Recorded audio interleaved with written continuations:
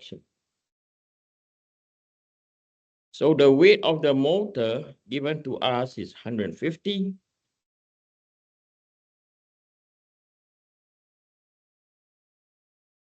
And then we are going to divide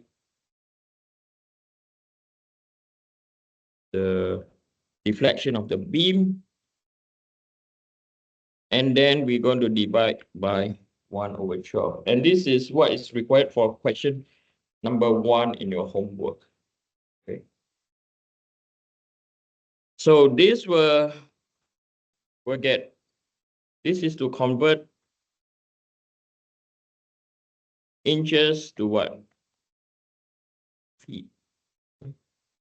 Now, some of you were to ask me, why is that necessary? Okay. And I'll answer that later on when we go further. So 150 times 12 is 1,800. Okay. And this is pounds per feet. If it's in pounds per inch, will be equal to 150 pounds per inch. Now, why did we use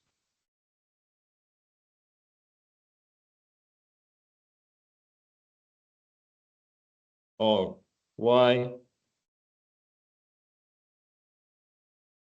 stiffness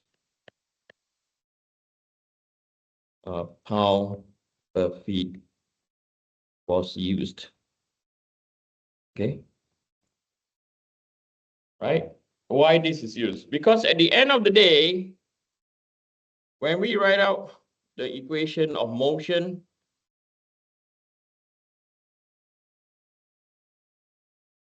as a function of time,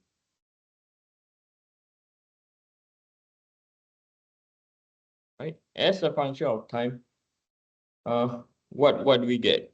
Okay, we get y as a function of time is equal to some sort of function over here.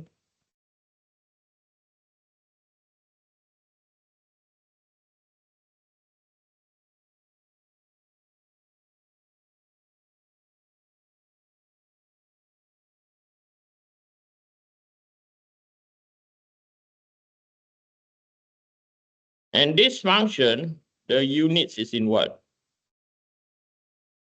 In feet. We clear. That's why we use feet for this case.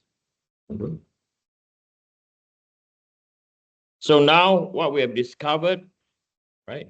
We know our stiffness. So going back to the diagram that we had before.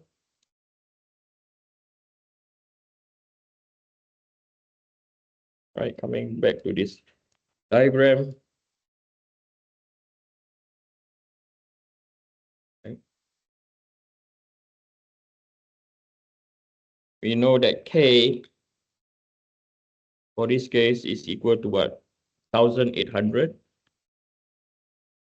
pound-feet or pound per feet. Okay, so the now coming back to the question, we have to determine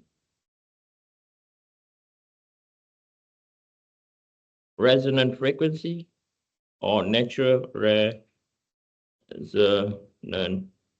frequency or the natural frequency.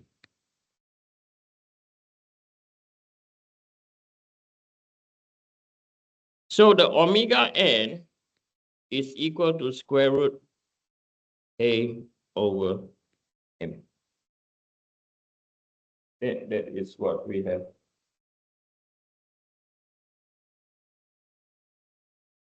So from here, we have to determine, okay, find mass of the motor. Okay. So mass of the motor is equal to what? Is equal to, so we are given the mass is equal to 150 pounds. right? And then we have to divide by what? 32.2. So 150 divided by 32.2 is 4.658. Look. Okay. So therefore, omega n will be square root of k over m. And this will be equal to, the stiffness is 1800, and divide by the mass, which is equal to 4.658. So 1800 divided by 4.658. This is equal,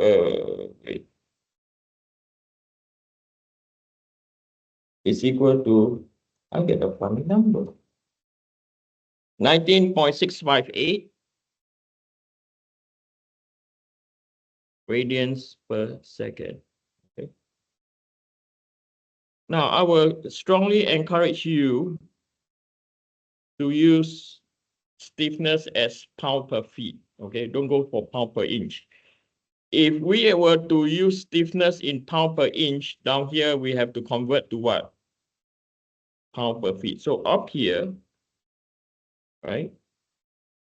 This is in pounds per what? Per feet. Okay, so I would strongly recommend you all do that. Okay. Right. So we have found our natural frequency of our system. Okay. Now the next part of the question, so this is the first part. Okay, the first part of the question we have answered. Determine the angular velocity of the flywheel at which resonance will occur. Okay. So that is the resonant frequency.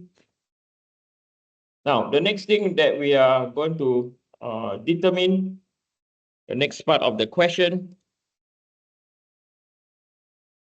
same thing. So this question has parts, okay?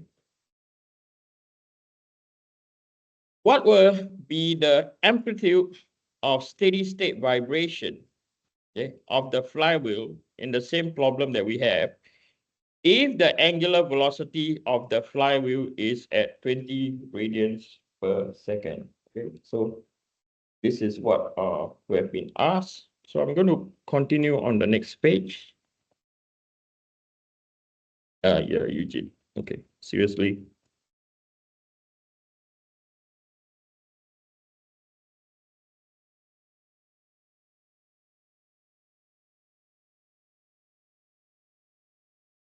So we are going to find out what is the steady state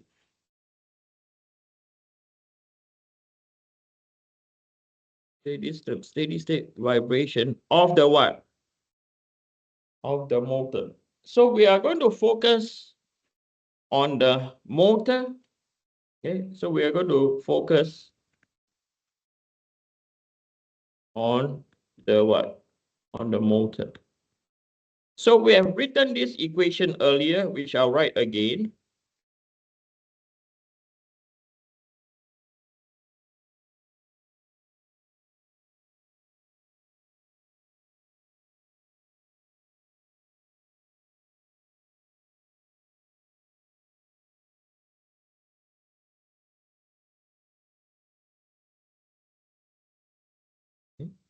Like what I mentioned before, this is to describe the what?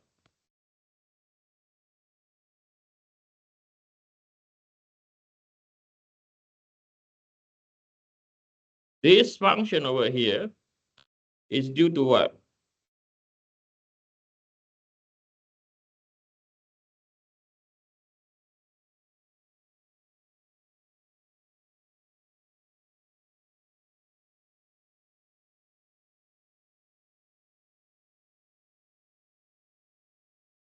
It's a force vibration induced by the motor. So if we were to take out that equation, okay, so if we were to consider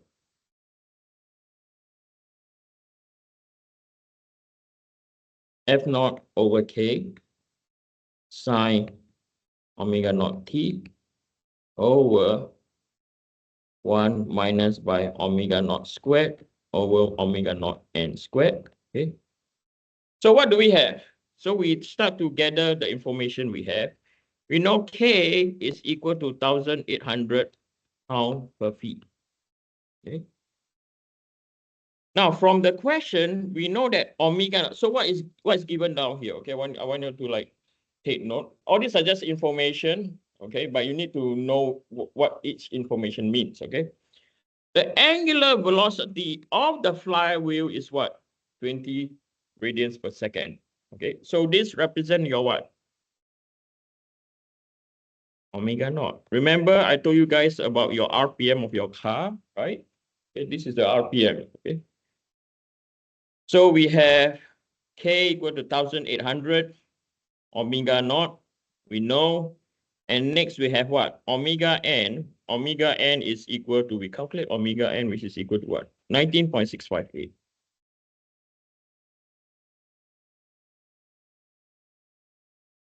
Okay, so we have a lot of information. So the only information that we don't have for now is we have to determine or find F naught. And we know that F naught is equal to M R omega what? Omega naught squared. Okay, that is your omega naught. Okay. So the mass, now this mass, okay, the M over here represent the mass of the what?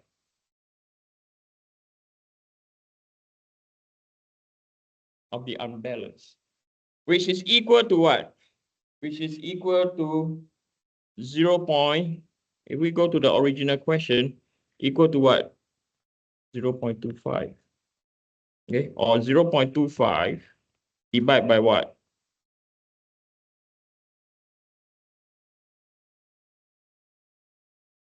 So once we have that information and we know that the radius, okay, the offset radius is given to be what? 10 inches. Okay, and we know that omega naught is 20, right? So therefore, F naught will be equal to M 0.25 divided by 32.2.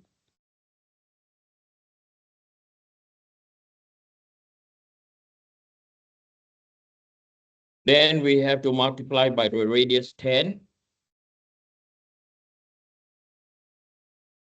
And we have to change everything into feet.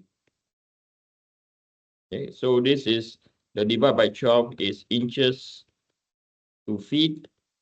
32.2 is from pounds to what? And then your omega naught is just 20 squared. So from here, 0.25 divided by 32.2 times 10 divided by 12 times 20 times 20, you get 2.588. Okay, pounds force.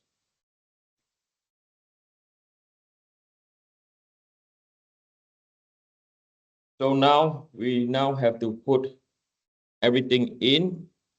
So we are going to determine y as a function of time, right? Steady state, right? And we have to look at the what, right? So this will be equal to F naught over K over 1 minus by omega naught squared over omega n squared. And then this will be sine omega naught t. So the question asks us to determine the what? The amplitude. Okay.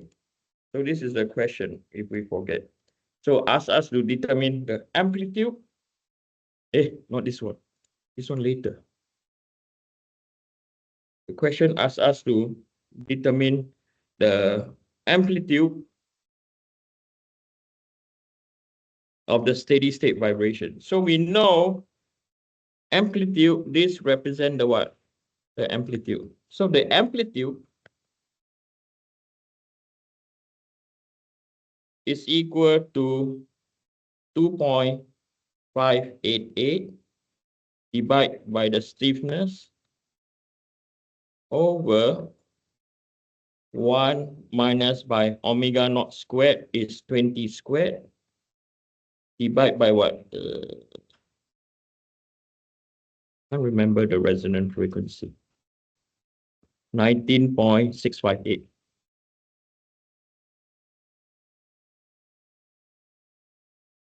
Okay. So this come out to be 1 minus by 20 squared minus divided by 19.658 squared. 2.588 divided by 1800 divided by the answer. So it's equal to minus 0.04 or 0.041 inches. Okay, so the amplitude, you quote them in absolute, okay, is 0.041 inch. Okay. I'll see you guys on Wednesday.